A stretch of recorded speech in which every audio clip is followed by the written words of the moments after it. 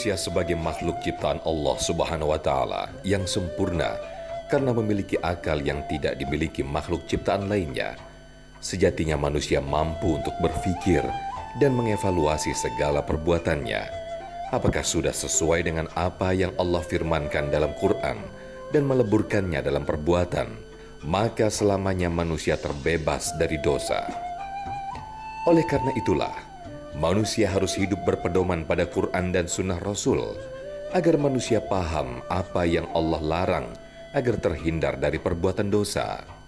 Sudah selayaknya manusia untuk meninggalkan dan menjauhi perbuatan-perbuatan yang menimbulkan dosa, apalagi dosa-dosa yang besar yang akan banyak berdampak pada diri dan lingkungannya, maka akan ada ancaman bagi pelakunya, baik saat di dunia ataupun di akhirat kelak. Serta ada balasan terindah bagi orang-orang yang menjauhi daripada dosa-dosa besar itu. Dengan segala kasih sayangnya Allah akan memasukkan ke surganya. Masya Allah. Lantas, jika sudah begini, mengapa masih saja manusia terutama orang-orang yang beriman dengan sangat mudahnya melakukan perbuatan dosa-dosa yang besar? Bagaimana Islam memberikan pedoman kepada umatnya agar bisa terhindar dari dosa-dosa besar? Karena dosa yang kecil saja butuh perjuangan untuk menghapuskannya, apalagi yang dosa besar. Simak ulasan lengkapnya siang ini dalam kajian ilmu damai Indonesiaku bersama guru-guru tercinta yang telah hadir di tengah-tengah kita. Selamat menyaksikan. Assalamualaikum warahmatullahi wabarakatuh. Alhamdulillahirabbil alamin. Alhamdulillahilladzi bi ni'matihi tatimmus shalihat. Assalatu wassalamu ala sayyidis sadat wa ala alihi wa ashabi ahli al-fadail wal karamat. Subhanaka la ilma lana illa ma 'allamtana innaka antal alimul hakim. Assalamualaikum, Masya Allah, senang sekali kita jumpa lagi dalam Damai Indonesiaku yang dipersembahkan oleh Sarung Wadimor, tentu sarung kita. Kali ini kita bersiaran langsung dari Masjid Al-Muhajirin Jalan Pondok Kopi 5 Durensawit, Jakarta Timur. Persis apa yang kita saksikan tayangan tadi sebelumnya yang membahas tentang Dzanbun Kabir atau Ithmun Kabir atau dosa besar. Itulah tema yang kita angkat pada kesempatan siang hari ini, yaitu kenali dosa-dosa besar. Alhamdulillah guru-guru kita telah hadir di tengah-tengah kita, Ustadz Fikri Haikal MZ dan juga Ustadz Nur Fadilah atau kita biasa panggil Ustadz Tile yang nanti insya Allah akan memberikan tausiahnya berkaitan dengan tema besar kita nanti. Kita akan mendengarkan tausiah, namun sebelumnya kita akan mendengarkan bersama-sama qari pembahasan ayat suci Al-Quran yang akan disampaikan oleh qari kita tentang surat An-Nisa berikut ini. Assalamualaikum warahmatullahi wabarakatuh.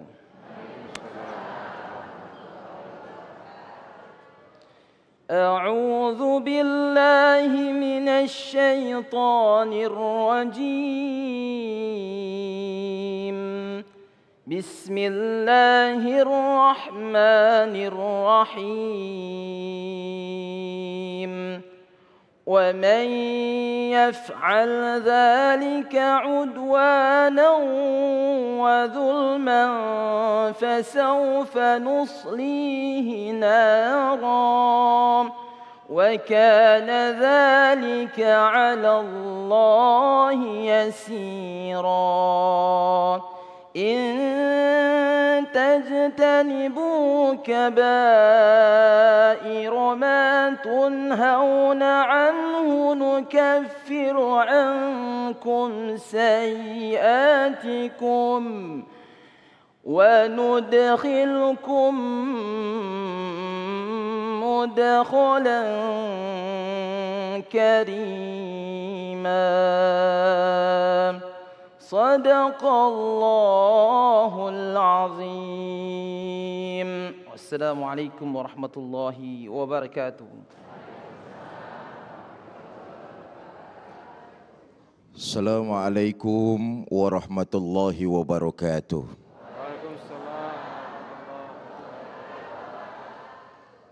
Bismillah walhamdulillah.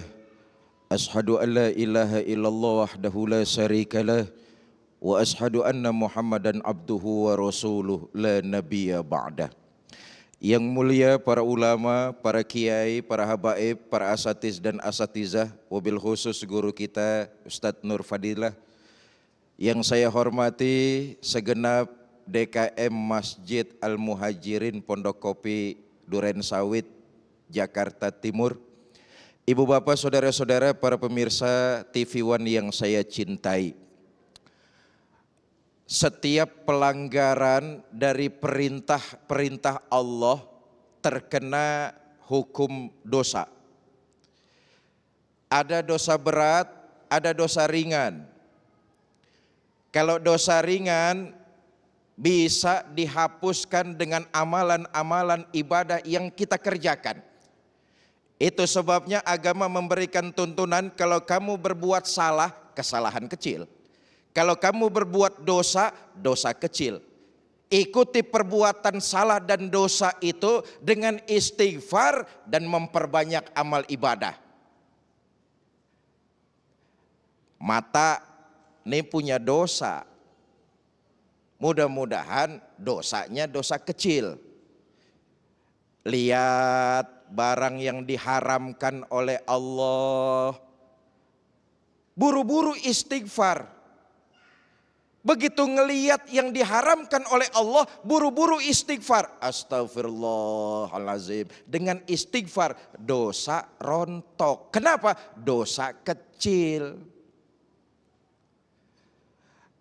Kata Sayyidina Ali kan begitu tuh. An-nazratul ula laka. Penglihatan pertama itu rejeki. Ngelihat yang kedua baru dosa. Tapi harus didului dengan istighfar. Ngelihat sesuatu yang haram, istighfar. Kadang-kadang kita istighfarnya doang yang paseh. Ngelihat paha, astagfirullah. Tapi menteleng terus ke situ tuh.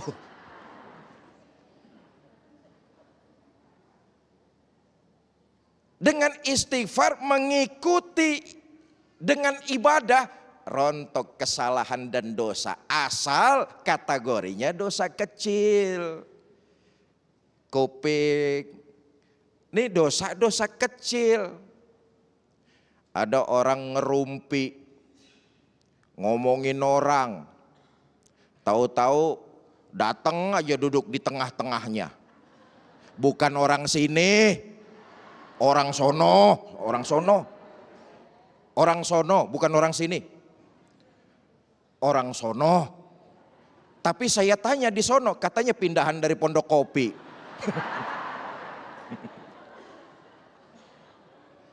Ada orang lagi ngegosip dengerin omongan orang, ngesrok. Ngesrok tahu ngesrok.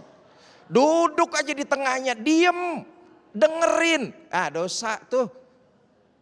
Dosa kecil, istighfar, insya Allah rontok. Tapi ada bentuk pelanggaran yang dosanya dosa besar, diancam. Ancamannya siksa akhirat, azab kubur, dimasukkan ke dalam neraka. Nah, perlu saya garis bawahi, ancaman siksa tersebut sangat dimungkinkan sudah dirasakan di alam dunia.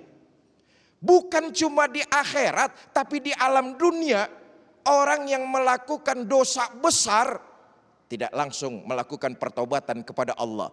Biasanya, saudara, dosa besar ini menyangkut hukukul adami. Awas hati-hati nih, ngomongin orang. Tadi kan ngedenger tuh. Saya sih kagak ngomongin orang pak, saya cuma dengerin doang. Ya sama lu dosa juga. Dosa besar itu menyangkut hukukul adami, hak seseorang. Nah ini kita sering salah kaprah nih. Biasanya kita sok tahu, bahaya kalau punya penyakit sok tahu. Kita sangka dosa kecil, padahal yang kita kerjakan dosa besar. Menyangkut orang lain. Kita menyangka perbuatan itu dosa kecil karena nggak ada urusannya dengan orang lain, padahal itu dosa besar. Satu contoh misalnya diriwayatkan saudara. Dulu ada anak muda ganteng rajin ibadah. Bu, kalau ada anak muda ganteng rajin ibadah, demen apa kagak? Oh, kalau boleh mah, kalau bisa buat mantu yang kayak begitu tuh. Betul. Ibu seneng ada anak muda ganteng rajin ibadah. Allah lebih seneng lagi ada anak muda kayak begini nih. Tapi sebaliknya, yang Allah seneng, setan kagak demen. Setan kagak demen sama orang kaya yang kagak sombong. Setan demen sama orang kaya yang sombong. Lebih demen lagi setan ada orang susah sombong. Susah sombong. Ini anak muda digoda. Nah, itulah setan tuh ya, iblis laknatullah alaih. Satu hari anak muda ini jalan-jalan, kenalan sama seorang wanita cantik jelita. Terjadi obrolan di pinggir jalan. Dari ngobrol di pinggir jalan pindah ngobrol di teras rumah. Dari ngobrol di teras rumah pindah masuk ke ruang tamu. Masih kurang enak ngobrol di ruang tamu, tuh anak muda dibawa masuk ke dalam kamar. Lu dengerin aja dulu lah. So tahu nih. Sampai kamar, pintu kamar ditutup, dikunci, kuncinya dicabut sama wanita tersebut. Endingnya saudara, yang ingin saya katakan, dia menyangka yang dia lakukan tuh dosa kecil, padahal dosa besar. Ada 3 pilihan kata wanita. Kau kerjakan satu di antara 3 permintaan saya. Itu pedang, ini anak-anak kecil. Ambil pedang, bunuh anak kecil tersebut. Dosa besar, enggak mungkin. Yang kedua, kamu zina sama saya. Ini juga dosa besar, hukukul adami. Yang ketiga aja dah mbak, apaan? Ada minuman keras. Ambil, minum sampai habis. Ini anak muda nyangka minuman keras dosa kecil, nggak ada hubungannya dengan orang lain. Dia ambil, dia minum sampai habis. Apa yang terjadi? Akalnya tertutup dengan homer. Dia ambil pedang, dia bunuh anak kecil, lalu dia zinai gadis itu. Hampir waktu bersamaan. Karena itu jangan sampai kita ngerasa benar bahwa yang kita lakukan menurut kita dosa kecil, tapi sesungguhnya itu biangnya dosa menyebabkan ancaman di akhirat. Boleh jadi di alam dunia kita sudah merasakan azabnya. Nauzubillah summa nauzubillah. Masya Allah, luar biasa sekali apa yang disampaikan Ustadz kita, Ustadz Fikri Haikal. Berhati-hatilah terhadap dosa kecil yang itu apalagi berkaitan dengan manusia atau orang lain, yang justru sesungguhnya itu akan menimbun atau mengakibatkan dosa-dosa besar yang ada di dalam diri kita. Lantas pertanyaannya, apakah ketika kita sudah memiliki dosa besar, apakah kiat-kiat agar dosa besar itu diampuni? Ustadz Tile insya Allah di segmen kedua nanti akan menyampaikan di Damai Indonesiaku. Usai jeda kami akan kembali.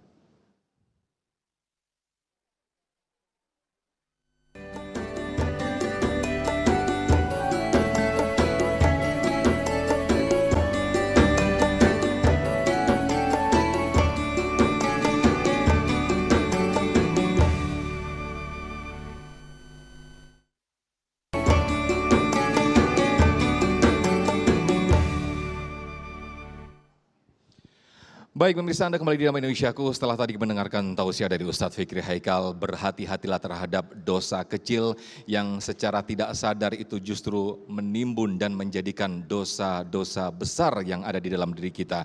Lantas bagaimanakah agar Allah memberikan ampunan dan kita bertaubat kepada Allah dari dosa-dosa besar? Ustadz Tile akan menjelaskan kepada kita semua. Selamat mengikuti.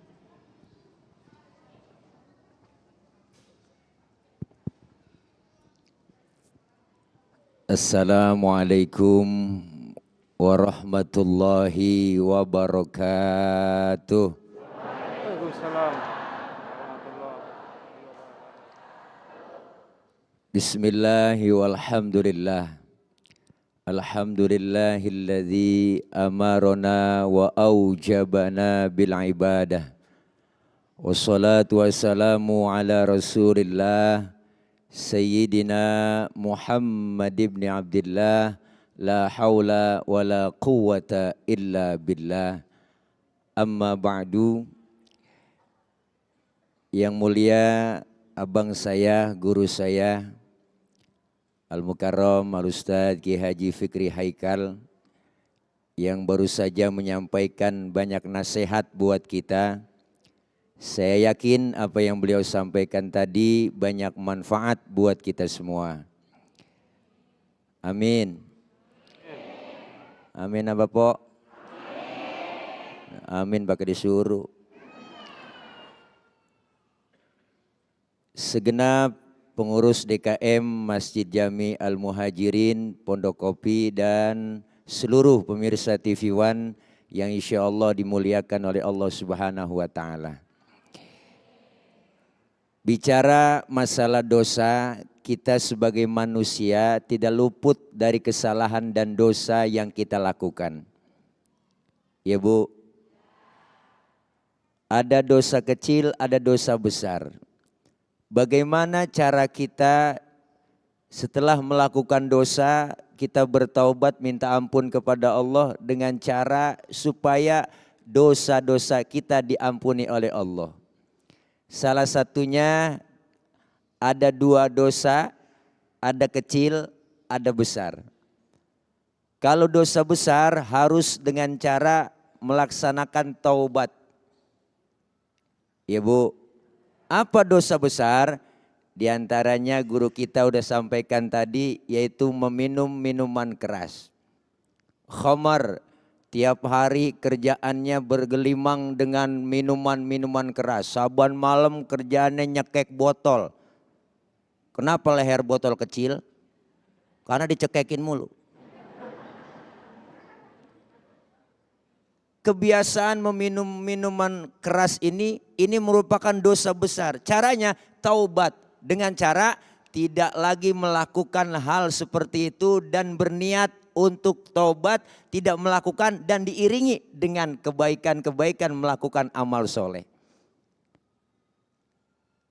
Karena begitu banyak dosa dan kelakuan kita yang kita lakukan keseharian. Kalau sudah terjerumus dengan dosa besar, taubat kepada Allah, minta ampun, bangun tengah malam, munajat kepada Allah. Dengan cara kita mendekatkan diri kepada Allah, itu cara efektif dan tidak mengulangi lagi untuk kita lakukan di hari-hari berikutnya. Jangan taubat sambal. Habis makan sambal, makan bakso, sambalnya sampai semangkok. Sumrah, rasanya enak, atau ngari-ngari, ya Bu. Ya Bu, wah kepedesan, kapok besok nggak makan sambal lagi. Niat sambal lagi besok, nah ini kayaknya enak ini. Ya Bu, ini namanya taubat sambal. Taubatan nasuha, taubat yang sesungguhnya.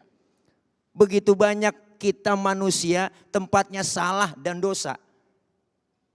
Dosa kita kalau kita hitung-hitung Bu, kita kadang lupa ngitung sama dosa. Dosa sama orang tua ada, sama saudara, sama teman, tetangga, apalagi dosa sama laki, masa abrek-abrek po. Jangan belaga-belaga budak. Dosa sama laki, mau berangkat ngaji, laki diperintah. Bang, gua ngaji dulu ya, ntar kalau hujan jemuran lu angkatin. Ada yang model begitu. Ini orangnya yang tawanya kenceng dia tuh.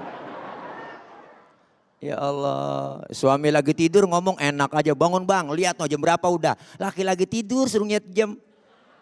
Lah ibu aja yang melek nyiat jam. Pakai nyuruh laki. Dosa yang kita nggak sadari. Dosa mata salah lihat, dosa tangan salah comot, dosa lidah salah omong ya Bu. Ya Bu. Makanya saya kalau diomongin orang, saya biasa. Bener Bu? Digosipin, dikatain, dibully, wah antepin aja, biarin gue mah diomongin orang, emang gue tukang ngomong. Tuh. Sebab kenapa Allah semua itu, Allah mengampuni dosa-dosa manusia. Seluruhnya diampuni oleh Allah. Maka jangan pernah berputus asa buat teman-teman yang sedang hijrah.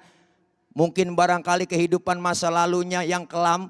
Dengan dosa-dosa berlumur dosa yang dilakukan. Setelah hijrah dia melakukan hal yang mendekatkan diri kepada Allah. Dia taqarrub, duduk dengan ulama. Dengan cara apa? Berhusnuzon. Baik sangka kita. baik sangka dengan Allah, baik sangka dengan sesama. Yang kedua yang mesti dilakukan apa? Selain kita melakukan taubat kepada Allah, kita merasa jangan pernah tidak punya dosa. Nih semua yang ada di sini, nih punya dosa nih. Ada yang gak punya dosa? Maju ke depan. Bener Bu? Kehidupan mengajarkan kita seperti itu. Manusia tempatnya salah, oke tempatnya salah. Tapi kalau selalu salah itu mah bukan apa Bu? Kalau selalu salah, ya namanya bukan ngelakuin yang lupa. Tapi kalau selamanya salah itu namanya sengaja. Kalau sekali oke lupa, maka kalau selalu dilakukan sengaja itu namanya melakukan kebaikan, kejelekan di hadapan Allah dan di hadapan kita. Tobat nasuha. Minta ampun, bangun munajat kepada Allah, tengah malam SLJJ. Sambungan langsung jarak jauh. Enak Bu, tengah malam ngobrol Bang. Bebas roaming. Orang pada tidur kita kongkok menghadap Allah. Masya Allah tengah malam. Sujud kita di bumi, didengar di langit. Masya Allah. Kenapa? Karena kita semuanya pasti akan mengalami yang namanya ujian, cobaan, rintangan. Itu semua tidak lain dari ulah kita. Ya Bu, ini kadang-kadang kan aneh. Maka Allah berikan musibah buat kita itu kan ulah tangan kita sendiri. Ulah tangan manusia sendiri. Kita mungkin pernah berbuat jahat. Akhirnya kita kena musibah. Sakit aja dulu dah Bu, sakit dah. Sakit. Jangan jauh-jauh dah, gigi. Saya marah sakit gigi Po. Nah sakit gigi gak ada yang jenguk. Siapa yang mau jenguk? Dengar suara kencang kita kesel. Ibu, sakit dicabut nikmat. Kenapa? Terasa tuh merontongkan dosa-dosa kita. Sadar, oh ternyata selama ini yang Allah kasih teguran buat kita, hukuman buat kita. Jangan sampai kita melakukan dosa tidak dibarengi dengan amalan kebaikan-kebaikan, dengan tidak bertobat, nanti azab Allah amat pedih. Wih Bu, wih. Apalagi dosa yang besar, diantaranya juga ada dosa membunuh, menghilangkan nyawa orang. Ini salah satu dosa besar. Sekarang udah banyak kejadian Ibu, tayangan informasi di media, ya Allah. Ada orang baik-baik, bayi baru lahir udah ditaruh tong sampah. Bener? Menghilangkan nyawa orang baik-baik, yang enggak ngapa-ngapa, main door, ya Allah. Kita kepengen, mudah-mudahan dosa yang kita lakukan, yang pernah kita lakukan, kita untuk bertobat kepada Allah, meminta ampun agar senantiasa kita diajarkan oleh Allah, wasari'u ila maghfiratim mir rabbikum, bersegeralah kalian mencari ampunan Allah Subhanahu wa taala, dan sehingga kita masuk surga dengan membawa amal kebaikan-kebaikan yang kita lakukan, diganjar oleh Allah dengan kebaikan. Alhamdulillah. Mudah-mudahan manfaat. Kita lanjutkan kembali. Okray. Masya Allah luar biasa sekali, amin amin ya rabbal alamin apa yang disampaikan Ustadz Tile. Kullu bani Adam khata'un wa khairu khata'ina at-tawwabun. Setiap manusia atau bani Adam itu melakukan kesalahan, dan sebaik-baik orang yang melakukan kesalahan akan melakukan taubat. Semudah-mudahan taubat ataupun ampunan, pemberian ampun kita kepada Allah Subhanahu wa taala, Allah berikan ampunan kepada kita semuanya. Saya berikan kesempatan kepada para jamaah untuk bertanya. Yang pertama Bapak Afta yang insya Allah akan dijawab oleh guru-guru kita, Ustadz Fikri Haikal dan juga Ustadz Tile. Pak Afta silakan boleh berdiri. Makasih Ustadz. Assalamualaikum warahmatullahi wabarakatuh. Waalaikumsalam warahmatullahi wabarakatuh. Saya Afta Ma'arif dari Masjid Al-Muhajirin Pondok Kopi. Izin Ustadz, ingin saya tanyakan, sering kita melihat saudara kita atau orang lain yang tampaknya sering melakukan dosa-dosa besar, tapi dianya ataupun mereka hidupnya lancar-lancar saja, bahkan selalu sukses Ustadz. Bagaimana kita menyikapinya supaya kita tidak terjerumus juga dalam dosa-dosa tersebut ataupun kita tidak iri. Demikian Ustadz, kami terima kasih. Wassalamualaikum warahmatullahi wabarakatuh. Waalaikumsalam, Masya Allah menarik sekali apa yang disampaikan atau ditanyakan oleh Pak Afta yang nanti insya Allah akan dijawab oleh guru-guru kita. Ditahan dulu Ustadz, di segmen berikutnya kita akan kembali di sesi tanya jawab. Tetaplah bersama kami, Damai Indonesiaku.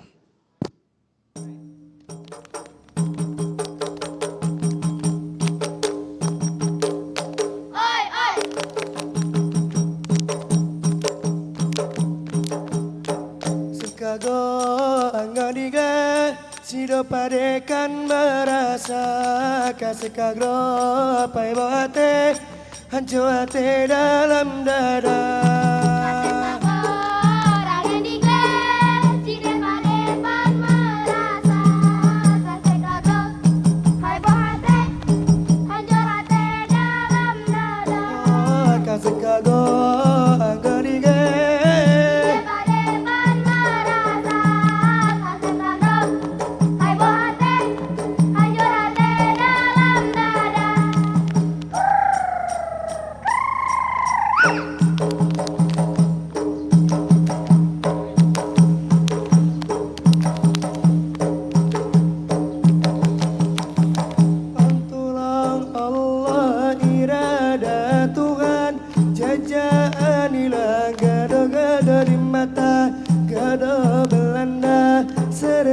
Jepang, Aceh yang menang berkat Iskandar Muda. Allah irada Tuhan, jajahan hilang, gado-gado di mata, gado Belanda, serta Jepang, Aceh yang menang berkat Iskandar Muda.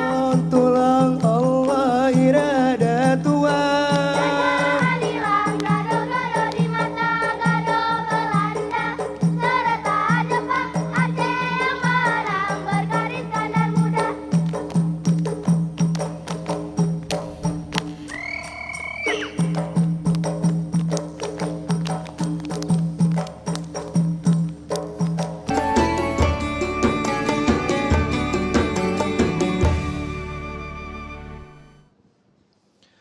Baik, masih di Damai Indonesiaku, seperti apa yang ditanyakan Pak Afta tadi ke Ustadz Fikri Haikal. Bagaimana Ustadz ketika kita melihat ada orang yang hidupnya sepertinya bergelimang dosa, tapi diberikan oleh Allah kebahagiaan. Ini bagaimana Ustadz? Fadhal Ustadz Fikri. Pak Afta dan mungkin mewakili sebagian besar jamaah kita. Saya ingin mengutip kalimat motivasi yang disampaikan oleh Ibnu Athaillah.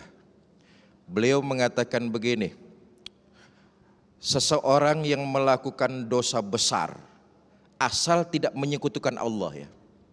Seseorang yang melakukan dosa besar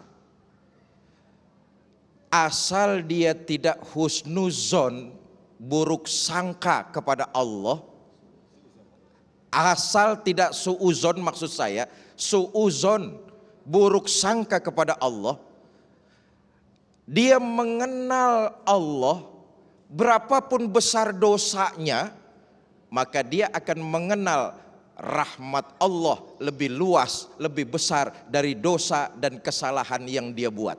Asal tidak terjebak kepada syirik. Ini penting. Betapapun dosa yang kita lakukan, selama itu tidak syirik, Ibnu Athaillah bilang husnuzonlah kepada Allah. Bagaimanapun besarnya, kalau kamu melakukan pertaubatan, diterima taubatmu. Nah, menyikapi apa yang tadi disampaikan oleh Pak Afta, bagaimana cara kita menyikapi orang yang seperti itu? Pertama,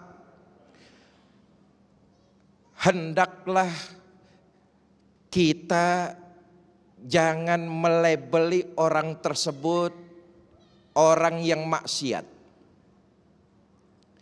Karena salah dan dosa memang tempatnya kita. Ustadz Tile sudah bilang, Ustadz Nur Fadila sudah bilang.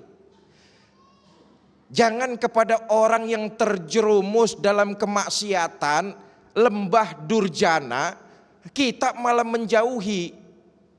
Apalagi melebeli orang tersebut dengan sesat. Apa yang mesti kita lakukan? Paling tidak berdoalah kepada Allah agar orang tersebut diberikan petunjuk. Ini kan maaf, yang terjadi di masyarakat kita kan sebaliknya.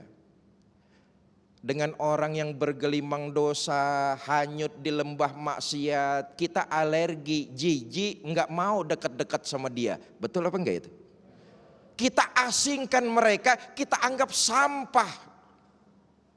Padahal Islam nggak begitu. Berapa banyak yang kita doakan? Selalu yang kita doakan kalau orang berbuat baik kepada kita. Sementara kalau orang lagi salah jalan, lagi maksiat, lagi melakukan kezoliman, kita cibir, kita nyinyir, kita labeli dengan label-label yang gak karuan. Tapi kita sendiri gak punya daya dan upaya. Paling tidak mohon berdoa kepada Allah agar diberikan jalan yang lurus buat orang tersebut. Ini yang harus kita lakukan nih. Artinya kita juga berhusnuzon. Jangan melabeli mereka. Kita katain dia salah. Sekarang boleh jadi ntar sore kita yang berbuat kayak begitu. Betul apa enggak? Belum tentu yang kita caci maki lebih benar dari kita. Boleh jadi yang kita caci maki lebih baik dari kita padahal. Karena itu ketika kita melihat saudara kita salah jalan, mohonlah pertolongan Allah agar dibukakan hatinya. Karena sekali lagi saudara, hidayah, taufik dan inayah itu hak prerogatifnya Allah. Kalau memang saudara tidak mau bergaul, kalau memang kita nggak mau nimbrung dengan orang-orang seperti itu, jangan menjustifikasi, jangan melabeli, jangan ngatain, tapi keluarkan doa yang tulus dari hati kita supaya Allah merubah orang tersebut menjadi arah yang lebih baik. Itu yang pertama, bagaimana cara kita menyikapinya. Yang kedua, nah kalau kita sudah berdoa, ternyata itu orang masih saja melanggar, melakukan perbuatan salah dan dosa, ndilalah. Ndilalah apa ndilalah itu?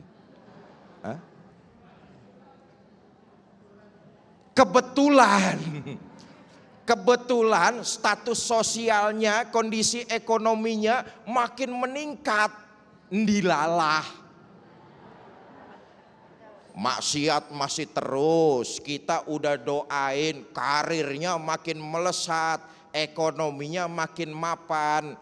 Ngelus dada dalam hati, jangan sampai tuh orang kena istidraj. Hei, yang sedang bermaksiat, yang sedang lalai, yang sedang jalannya lagi enggak lurus, segeralah menyadari kesalahan lalu bertobat kepada Allah. Kami keluarga kalian ini sudah berdoa, tapi kalau berdoa juga ternyata saudara masih melakukan pelanggaran, hati-hati, jangan-jangan istidraj. Istidraj, Masya Allah. Apa itu istidraj? Diulur, diikutin. Orang kalau diikutin kan enak, pengen ini ada, pengen itu bisa, pengen bikin ini, ayo, pengen beli kecukupan. Baik, Ustaz. Sementara maksiat masih terus dilakukan. Awas istidraj, ujung-ujungnya dikedet dadakan. Belum sempat tobat, maksiat masih terus terlaksana, belum sempat tobat, ajal diambil oleh Allah, mati dalam kondisi su'ul khatimah. Nauzubillah. Baik, berikutnya saya ke Ibu Diah yang nanti akan dijawab oleh Ustadz Tile. Silakan Ibu Diah.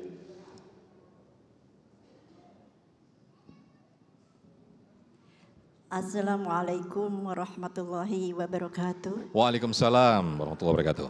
Nama saya Diah Rukman. Ustadz, apakah benar orang-orang yang sudah berlanjut usia tidak dicatat oleh malaikat kalau melakukan perbuatan-perbuatan dosanya, baik dosa besar atau apalagi dosa kecil? Terima kasih. Baik. Assalamualaikum warahmatullahi wabarakatuh. Waalaikumsalam. Silakan Ustadz Tile. Iya, apakah benar kalau kita sudah usia lanjut, apabila kita berbuat dosa baik itu kecil ataupun besar itu tidak dicatat sebagai dosa? Ini bagaimana Ustadz Tile? Ya, Terima kasih, Mak. Mak siapa namanya tadi? Madia. Oh, Madia. Mak nanya. Pertanyaannya Mak nih seru. Jadi apakah kalau udah usia lanjut, ya enggak udah tua gitu kan, ya Mak ya.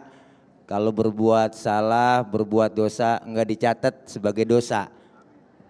Enak begitu Mama.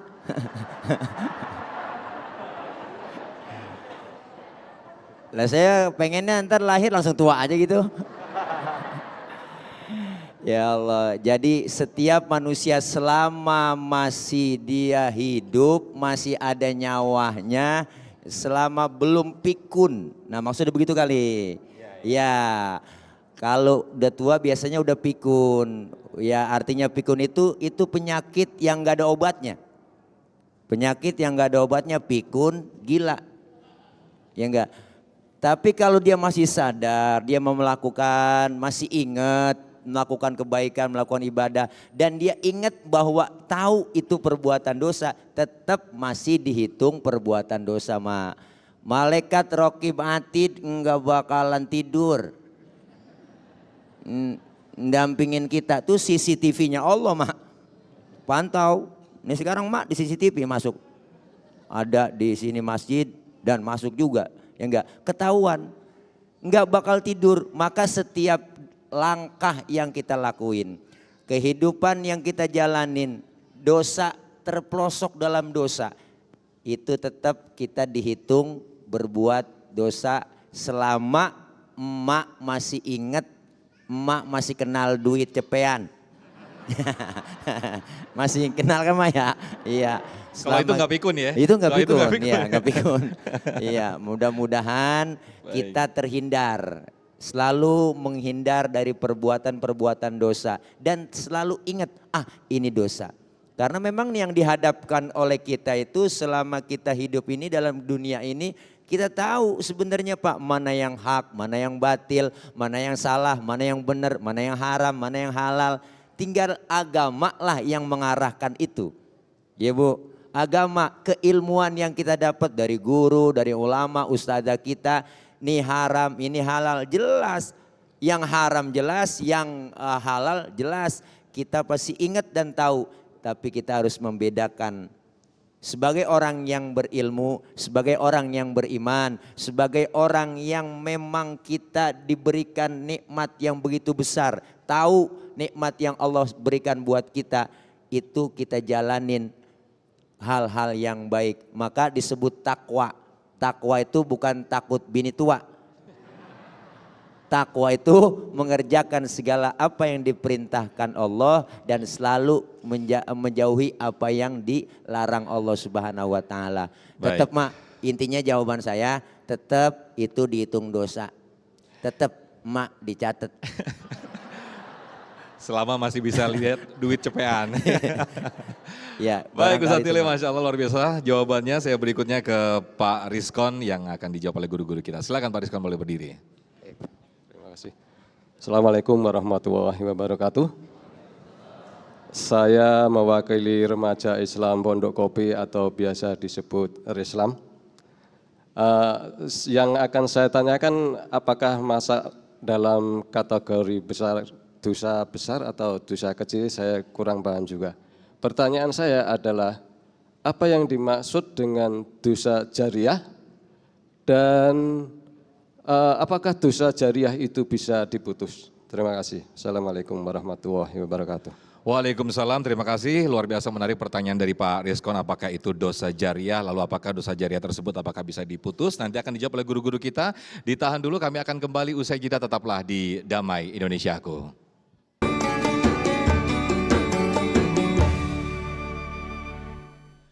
Baik, kembali di Damai Indonesiaku dengan tema besar kita, kenali dosa-dosa besar seperti apa yang ditanyakan Pak Rizkon tadi. Bagaimana, apakah itu dosa jariah, lalu apakah dosa jariah itu bisa diputus? Silakan Yai Fikri Haikal dijawab. Pertanyaan Bapak Rizkon bagus sekali. Saya pikir umumnya memang kita lebih mengenal pada jariah pahala.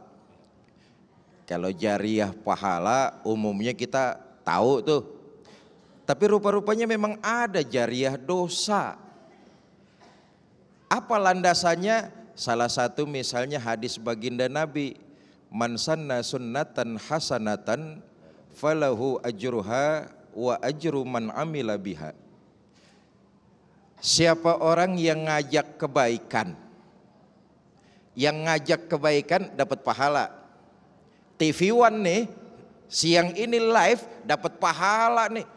Dari mulai yang punya sampai office boy dapat pahala. Nyiarin Damai Indonesia aku pengajian, dapat pahala rombongan. Kenapa? Ngajak orang berbuat kebaikan. Siapa yang mengerjakan kebaikan, bagi dia pahala, bagi yang ngajarin berbuat baik pahala. Tuh jariah, pahala jariah tuh. Kalau yang ngerjain kebaikan dapat pahala, wajar. Tapi kalau yang ngajarin dapat pahala, kok bisa? Bisa. Karena yang ngajarin ketika itu dia jadi sponsor kebaikan. TV One jadi sponsor kebaikan nih. Karena itu ayo kita jadi sponsor-sponsor kebaikan. Ngajak orang lain bener.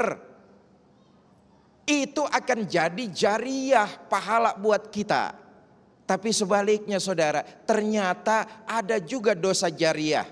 Kata Nabi, man sanna sunnatan sayyi'atan falahu ajruha wa ajru man amila biha. Siapa orang yang ngajakin kejahatan, bagi dia dosa ngajakin. Siapa orang yang berbuat kejahatan, baginya juga dosa, bagi yang ngajakin dosa. Kalau yang berbuat dosa, berbuat jahat dia dapat dosa, pantas pelaku. Tapi kalau yang ngajakin, kok dapat juga Pak? Iya, karena dia pelopor kejahatan. Awas nih, hati-hati nih. Bu, mulai sekarang abis nonton TV One Damai Indonesiaku, ayo niat yang teguh jadi pelopor kebaikan. Orang lain ngikutin kebaikan kita, tuh orang dapat pahala, kita kebagian pahalanya. Tapi jadi pelopor kejahatan, ngajak nyontoin orang lain berbuat salah, ada yang ngikut, yang berbuat salah dapat dosa, kita kebagian dosanya. Dosa jariah itu disebut. Kenapa? Kita nyontoin berbuat kagak baik. Jadilah pelopor kebaikan. Umpama saudara mau bikin syukuran, hitanan anak, pindah rumah, ngawinin anak, umpama panggil aja kiri kanan depan belakang tetangga saudara, bikin pengajian di tempat saudara, di rumah saudara. Tiap huruf yang keluar dari bacaan Al-Quran, yang baca dapat pahala, saudara saat itu kebanjiran pahala. Kenapa? Jadi sponsor kebaikan. Bu, bikin aja dah pengajian. Kalau baca Yasin, tahlil, tahmid masih dirasa kurang, panggil dah penceramah, mubalik, ustadz lokal aja. Ustadz lokal. Jangan yang internasional, lokal aja. Umpamanya ngundang saya sama Nur Fadilah, umpama ini umpama. Oke. Tapi kalau saudara bikin syukuran, lalu nanggap hiburan, perlu digarisbawahi, bukan hiburannya saudara. Tapi tolong renungkan. Ketika hiburan berlangsung, bisa nggak menjaga dari hal-hal yang tidak diinginkan? Siapa tahu di dalamnya terjadi mabok-mabokan ketika hiburan berlangsung. Siapa tahu di dalamnya terjadi perjudian. Siapa tahu di dalamnya terjadi perzinahan. Bahkan siapa tahu di dalamnya terjadi pembunuhan. Pelaku dapat dosa, saudara dapat dosanya. Kenapa? Saudara pelopor kejahatan, dapat kiriman dosa jariahnya. Na'udzubillah, summa na'udzubillah. Karena itu jadilah kita selesai ini tekad makin kuat, pelopor-pelopor kebaikan dan hindari menjadi pelopor-pelopor kemaksiatan. Wallahu a'lam. Baik, berikutnya saya ke Ibu Iyar yang akan dijawab oleh Ustadz Nurfadila atau Ustadz Tilai. Silakan Ibu Iyar. Bismillahirrahmanirrahim. Assalamualaikum warahmatullahi wabarakatuh. Nama saya Iyar Lukman. Saya hanya ingin menanyakan kepada Pak Ustadz, mungkin ada beberapa dosa baik besar maupun kecil. Tapi saya akan tanyakan, apakah memutuskan silaturahmi itu adalah termasuk dosa besar apa dosa kecil? Kedua, mengenai kebohongan-kebohongan yang dibuat oleh orang-orang bohongan itu, apakah juga dosa besar atau dosa kecil? Sekian, baik. Assalamualaikum warahmatullahi wabarakatuh. Waalaikumsalam. Bisa langsung ditangkap Ustadz Tilai? Pertanyaannya silakan Ustadz Tilai. Ibu Iyar, memutuskan tali silaturahim apakah termasuk dosa besar atau dosa kecil? Kalau kita bicara kriteria, Ibu, setiap dosa pasti jelek. Allah bilang dosa yang tidak akan diampuni yaitu asyirku billah, syirik kepada Allah, menyekutukan Allah. Syirik ada dua, kita bahas dulu Bu. Syirik ada dua, ada syirik khafi, ada syirik jali. Syirik yang terang-terangan, terang-terangan dia Bu nyembah pohonan. Di samping rumahnya ada pohonan gede, dia sembah karuhun gitu. Nah itu syirik, menyekutukan Allah, dosa besar, namanya syirik jali. Ada syirik khafi, syirik khafi itu yang remeng-remeng. Wah semenjak gue pakai cincin, wah cewek nih jangankan perawan, nenek-nenek ngeliat gue jatuh. Akhirnya percaya sama cincin, ya Bu, ya Bu. Tuh, itu ada syirik khafi. Semenjak gue miara perkutut di rumah nih, wah elah tamu gue banyak terus, agak taunya nagih utang. Ya, itu syirik khafi. Nah, memutuskan silaturahim artinya kan bermusuhan. Ya Bu, suruhnya Rasulullah menyambung silaturahim. Berarti kalau menyambung ada sesuatu yang putus. Nah memutuskan silaturahim dosa besar. Enggak boleh. Makanya kata Rasulullah pengen umur panjang, rezeki murah itu kudu banyak silaturahim. Lihat orang tua dulu hidupnya berkapok. Benar, saya punya engkong umurnya 100 lebih. Kenapa? Karena diajarkan dari masih kecil silaturahim. Lebaran zaman dulu Bu, wah semua dikumpulin anak cucu mantu bererot. Lah anak orang dulu banyak-banyak Bang, 13 paling dikit. Wah setahun atu. Bererot diajak semua, Ma, Disin, Roh, Ji. Kumpul sini ya, besok habis sembahyang Id, Lebaran. Sudah lalu banyak banget di Pondok Kopi no. Berangkat pagi-pagi emak bapak lebaran. Bapak di belakang ngiringin sama emak nenteng tenong. Orang dulu Betawi bawa tenong. Tuh dalamnya ada dodol, wajik, uli, dia bawa po. Bapak kita keren Bang. Dia pakai jas. Cuma juga gak pakai. Dia taruh di pundak. Jalan kaki gerah. Celananya aja gulung, enggak dengkul nih. Becek. Sendal lilinya aja tenteng, blok. Berangkat pagi pulang sore, kenal sama saudara semua. Kenapa kita bela-belain silaturahim? Lebaran kita pulang mudik. Wah Allah, naik motor bebek. Joknya pendek. Sambung pakai papan. Nyampe ke Brebes. Nyampe ke Tegal. Kenapa? Karena pengen silaturahim. Umur jadi panjang. Jadi berbohong. Ya Bu, kedua, pertanyaan kedua. Bohong dosa yang bisa dimaafkan. Kenapa? Karena berbohong itu Ibu. Berbohong itu kan tergantung situasi. Ya Po, ada bohong yang dibenarkan, ada bohong yang enggak dibenarkan. Kalau dia bohong yang enggak dibenarkan, ya ketahuan. Sekarang banyak yang pada bohong. Buktinya rekayasa mulu. Iya Bu, iya Bu. Capek udah rakyat dengerin rekayasa lagi. Ya kan malu masuk media. Bohongin rakyat, ya Po. Paling ntar musim pemilu, wah tenang aja Pak kalau saya jadi jalanan rata. Rata sama air, banjir semua. Ya Allah, mudah-mudahan kita hindari dari berbohong. Amin, amin. Ada yang berbohong disetujuin, yang dibolehkan. Ibu ada penjahat nyari-nyari rumah teman ibu, tetangga ibu. Saya mau cari nih Bang Udin, umpama mau ngapain lu? Gue mau bunuh. Nah ibu bohong, gak apa-apa. Bang Udin udah pindah, rumahnya digusur, gitu boleh tuh.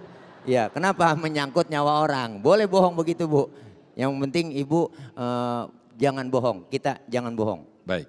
Jangan bohong. Jangan bohong Iya. ya. Apalagi rekayasa ya. Apalagi emak-emak kalau dibohongin. Iya. Capek bang dibohongin, capek. Lakinya ngomong, lu aja dibohongin capek, apalagi gue yang tukang bohong. Capek lagi. Baik. Jangan tepuk tangan lu.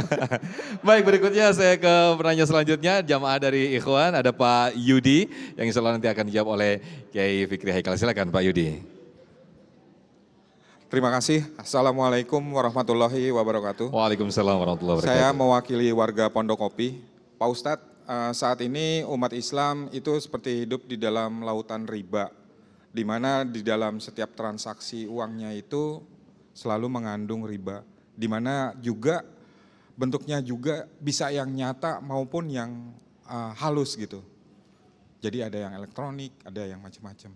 Nah, bagaimana sikap kita sebagai umat Islam untuk menjauhkan dan menghindari riba tersebut? Terima kasih. Wassalamualaikum warahmatullahi wabarakatuh. Tentang riba. Baik Pak Yudi, terima kasih untuk pertanyaannya. Nanti akan dijawab di segmen berikut. Tetaplah di Damai Indonesiaku. Kami akan kembali usai jeda.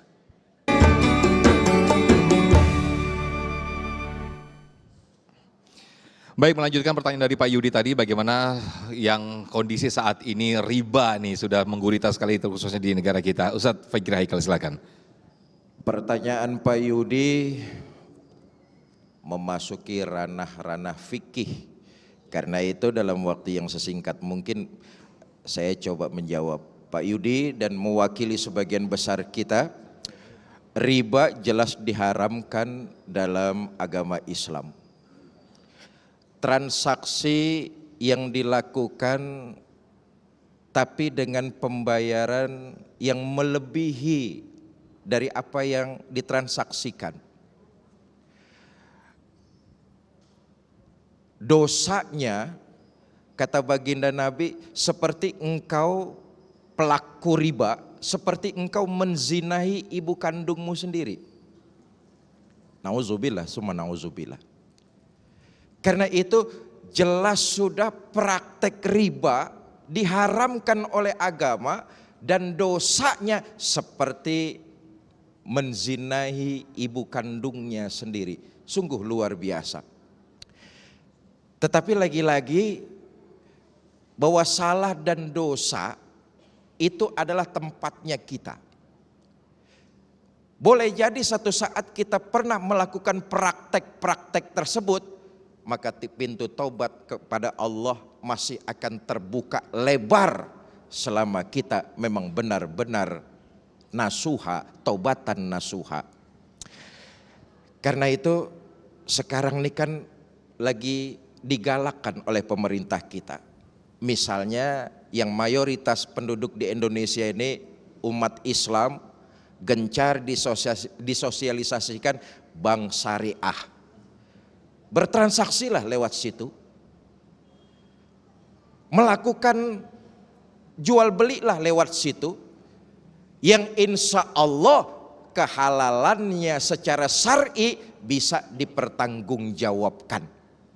Pemerintah sudah membuka buat kita umat Islam bank-bank yang sesuai dengan syariat. Kenapa ini disosialisasikan? Kenapa ini digalakan? Pertama tentu buat menjaga kita umat Islam supaya tidak lagi terjebak kepada praktek-praktek riba. Yang kedua, ini yang marak sekarang nih. Pinjaman online. Apa namanya? Tuh yang suka minjem tahu itu. Itu luar biasa saudara. Bukan cuma mengutip, nah ini bukan cuma praktek riba, tapi meruntuhkan wibawa orang yang ngutang. Nah ini dia nih. Data kita konon katanya diambil dengan waktu yang sudah ditentukan. Kalau kita tidak bayar, habis data kita tuh disebar. Semua orang pada di WA-in, pada di SMS-in bahwa kita punya utang, meruntuhkan. Karena itu saya pesan praktek Islam tidak begitu. Kalau toh kita diberikan kelebihan harta, ada saudara kita yang mau pinjemin. Waktunya sesuai dia. Kalau emang dia udah tentuin akhir bulan dia nggak bayar, jangan diomongin kemana-mana. Jaga kehormatannya, jaga kewibawaannya, itu ajaran Islam tuh. Supaya praktek-praktek pinjol tidak lagi berkeliaran. Praktek-praktek bangke. Tahu bangke? Bangke liling. Minjem 1 juta yang dikasih 900.000, yang 100 udah dipotong di awal. Tiap bulan kudu bunganya 10%, 15%.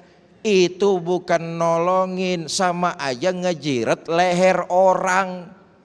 Maka kita bersyukur sekarang ini Bank Syariah Islam digalakkan dan disosialisasikan terus oleh pemerintah. Itulah tempat kita supaya hati kita enggak lagi ngerasa was-was, kita terhindar dari praktek-praktek riba. Wallahu a'lam. Baik, amin, amin, amin ya rabbal alamin. Masya Allah, tidak terasa kita sudah di penghujung acara, waktu kita sudah sangat mepet sekali. Kiai Fikri Haikal, terima kasih atas waktunya, tausiah yang diberikan, dan juga Ustadz Nur Fadila, Ustadz Tile, terima kasih. Masya Allah, mudah-mudahan kita semua terhindar dari dosa-dosa besar dan selalu diberikan alarm terhadap diri kita sendiri untuk mengenali dosa-dosa kecil yang itu kemudian menuju ke dosa-dosa besar. Sesaat lagi kami akan kembali, tetaplah di Damai Indonesiaku.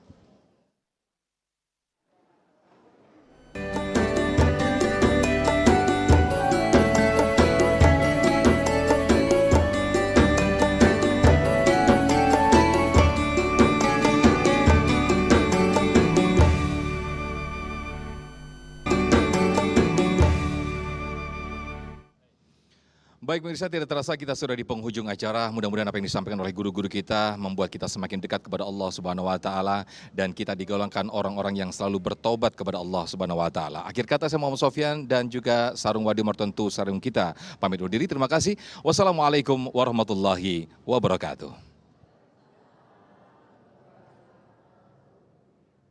Para pemirsa TV One yang insya Allah dimuliakan oleh Allah Subhanahu wa taala. Mari sama-sama kita tutup acara kita. Semoga acara kita ini selalu membawa keberkahan. Astaghfirullahaladzim, astaghfirullahaladzim, astaghfirullahaladzim. Lakal hamdu ya maulana ya ma'bud. Allahumma salli wa sallim ala sayyidina Muhammadin al-fatihin lima ughliqa wal khatimi lima sabaq. Nasirul haqqi bil haqqi wal hadi ila siratikal mustaqim. Wa ala alihi wa sahbihi haqqa qadrihi wa miqdarihil azim. Allahumma ja'al jam'ana hadha jam'an marhuma wa tafarruqana min ba'dihi tafarruqan ma'suma. Allahumma ja'al jam'ana hadha jam'an mashkura wa tafarruqana min ba'dihi tafarruqan maghfura.